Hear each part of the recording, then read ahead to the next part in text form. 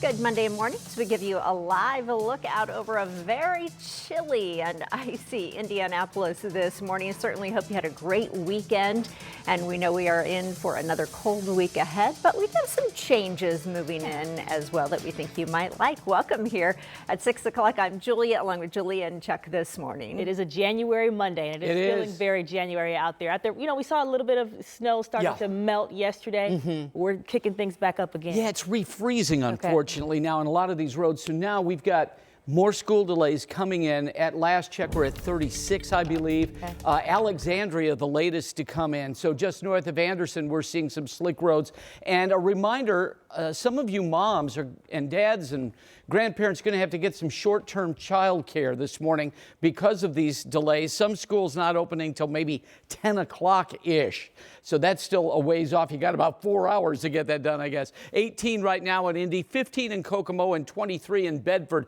So it is cold. We've dropped 2 degrees in 10 minutes. And around the metro, it is quite chilly. Rushville at 18, Plainfield, you fighting Quakers at 18, but it's 16 in Brownsburg and Avon. And if you factor in that this west-northwesterly breeze is blowing over, you know, right now about 4 or 5 inches of snow, that puts a chill in the air. So it feels like 7 in Indy and Greenfield, Noblesville 5, that's the wind chill. The wind chill in Franklin is 8. This is a time for the kids to really dress appropriately. It's going to be even colder than this tomorrow morning with additional snow. Speaking of snow, we're snow-free here, rain in the deep south, and then to our north, we've got a winter weather advisory, Kalamazoo to Jackson to Detroit, and that winter weather advisory goes all the way up towards Petoskey in Michigan. That's a lot of territory with a winter weather advisory. For us now, the temperatures are going to be cold. In fact, 8 a.m. 16, we're going to hang in the teens. We experienced our high earlier today at 32 degrees at midnight, but tomorrow we're going to be talking about more snow coming in. In fact, we're looking at up to an inch of snow tomorrow, and we'll break all that down hour by hour in a few minutes. But Lindsay, it looks like it's a really busy morning as far as traffic is concerned. Yeah, we've officially hit the 6 o'clock hour, so we're starting to see traffic flow picking up. Do want to start on the northeast side of town and show you this is in that construction zone where 465 meets up with the I-69 ramps here. One of those trouble spots, especially if you're trying to come in the eastbound direction of 465, where you have to merge separately if you're trying to exit at 69 there. So that does cause some slowdowns that often back up past that Allisonville Road exit. Now I want to take you down the 69 corridor with this new ramp system here at 82nd Street and that Benford Boulevard ramp that splits off in the far left lane. Everything is moving along smoothly though, so we're not looking at any backups just yet if you are coming down that 69 corridor there on the northeast side of town, but we'll continue to monitor your local interstate systems this morning and let you know if we see any backups develop. All right, thank you, Lindsay. Right now, we want to get back to that breaking news that we've been following since the 4 o'clock hour on the northeast side. And so this is, as you mentioned, the northeast side where a large police presence has been here for a long time now. This is in the Kingswood Court neighborhood near 65th and Shadeland Avenue, just west of the Fort Benjamin Harrison State Park area. Matthew Foltz has been on the scene gathering new information. And Matthew, what can you tell us? Well, yeah, Julia and Julia, we're still waiting to hear more information from police, but they can confirm to us that 2 people were shot and transported to the hospital in critical condition at this hour. And as I take a look behind me, you can still see homicide detectives are still here on the scene. They have been coming in and out of this apartment building to the left side of your screen. We've seen numerous detectives go in and out of that screen. We also see forensics units are also on the scene as well. But Metro Police tell us that this all started with some sort of domestic disturbance. When I first arrived here on scene, I did see SWAT team members, several SWAT vehicles that were being loaded up. So that kind of gives you a sense that SWAT members were called in to this domestic situation. Again, we are still not sure who or how these 2 people that were found inside of the apartment were shot. Again, police tell us they were just found inside the apartment unit after some sort of domestic disturbance with gunshot wounds, transported to the hospital in critical condition. But as the hours go on, the morning begins, more people are going to start to come out of their apartments. So we're going to still, try to work to get some more information, see if anyone heard anything or saw anything. But of course, we do expect to hear from police, hopefully, Julia and Jalea, within the next 30 minutes, and we'll have some more information for you coming up then. We are hurting. Y'all took a child from us. We don't deserve this at all. They took my baby. They took my niece. That's my niece. My sister is safe. It's just heartbreaking to hear from the family of a 14-year-old girl who was killed on the city's southeast side. The family of Deandra Staples says she could light up a room, and her dancing and bright spirit encouraged everyone.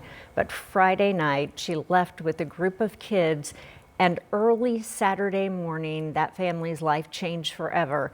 Police found the 14-year-old at the Laurelwood Apartments near Shelby and Carson. The family overcome with emotions, and they want answers to whoever killed her. Community advocate Antonio Patton says the city, grassroots organizations, and community members need to all work together to stop youth gun violence. It's easy to close your door, lock your door, and cast opinions, but if you don't get involved, we're part of the problem. If we just want to close our doors and talk about what's going on, and then when it rings our doorbells, we want a different response, shame on us, because it's all of us. We're all affected. So we're waiting to hear from police this morning about any suspects in her death. But they're asking anyone with helpful information to call Crime Stoppers, as you can remain anonymous, and we will check back in when we learn more information. In just a few hours, the man accused of murdering a Dutch soldier more than 2 years ago and injuring others will stand trial. Shamar Duncan is accused of murdering Simi Poitsema. He was a Dutch soldier who was visiting downtown Indianapolis in August of 2022. Duncan is charged with murder, 2 counts of attempted murder, and disorderly conduct. Police say that shooting happened in August of 2022, really early in the morning outside of a hotel near Meridian and Maryland Streets. Duncan will be in court this morning at 8:30, according to court records, and that trial could last 4 days. 13 News will be in that courtroom and bring you the very latest on air and online at WTHR.com. 6:07, and right now we are trying to find out the condition of a man shot on Indy's west side. We know that he was at last check in critical condition. It happened yesterday afternoon when police responded to Merriwood Drive near 10th and Raceway around 3:20. Police say a victim was grazed by a bullet but was in critical condition. Nothing yet to pass along from police about any leads in the case. There is a reward this morning for a former councilman accused of child sex crimes. Take a look at your screen. This is 56-year-old Stephen Sumner, who has been on the run from police since 2023. That's when he didn't show up for a court hearing on 18 charges, including rape and sexual misconduct with a child. Sumner served on the Madison County Council from 2018 to 2021, and he was also a pastor in Anderson. So the U.S. Marshals are offering a $25,000 reward for information that leads to Sumner's arrest. Well, this morning, a business on the city's Near East Side will assess the damage after a major fire that happened over the weekend. It happened at the Capital City Fence Company around 10 a.m. Sunday morning on East Ohio Street. This is near Pine and East Washington. It took fire crews hours to put out the flames. IFD also had problems with water issues. They also say multiple rounds of ammunition started to go off inside during that fire, and the roof collapsed. The cause of that fire is still under investigation. Police at IU Bloomington are keeping a close eye on safety after 2 incidents happened there in 3 days. Investigators say last Wednesday, a man in a white van was taking pictures of girls that were rushing sororities as they were walking on the sidewalk. Police say the man has since been banned from the campus. But then a second incident happened over the weekend. Police say a man in a black SUV with an IU sticker offered a ride to a female student claiming that he was with IU Rideshare. That student didn't give in, and IU's rideshare hasn't started yet. Actually, it doesn't start until today. So IU police are now warning students to take extra safety precautions and to call them if something doesn't seem right and if they have any information on what happened over the weekend. In just a few hours, Mike Braun will be sworn in as Indiana's 52nd governor. Braun's inauguration kicks off with several events happening this morning, leading up to the ceremony at the Hilbert Circle Theater at 11. So this morning there's a breakfast with soon-to-be First Lady Maureen Braun. The breakfast honors female entrepreneurs here in the Hoosier State. And then at 9:30 the ceremony starts. And also being inaugurated today, Lieutenant Governor Micah Beckwith and Attorney General Todd Rokita. We will live stream this inauguration ceremony for you on WTHR.com. Well, Braun says that he wants to focus on kitchen table issues during his term. Lawmakers will also be tackling issues as well during this session. On WTHR Plus, we are looking into what it means for Hoosiers. Our Crossroads Politics show airs at 10 a.m. every Sunday and anytime on demand. And WTHR Plus is a free download on Roku, Apple TV, and Amazon Fire.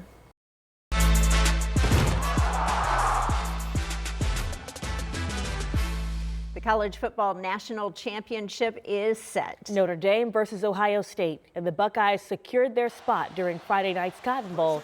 It was back and forth for most of the game, but down in the fourth quarter, the Buckeyes pulled away, scoring 14 points. So Ohio State went on to beat Texas 28-14. That followed a thrilling end to the Orange Bowl. Notre Dame, of course, kicking that 41-yard field goal to take the lead with just 10 seconds left, putting the Irish in the championship. So here are the details on that game. The Fighting Irish and the Buckeyes face off in Atlanta next Monday. 13 News will, of course, be there, and you can catch all the excitement leading up to kickoff and the highlights after the game. This morning, the clock is counting down on a ceasefire deal between Israel and Hamas.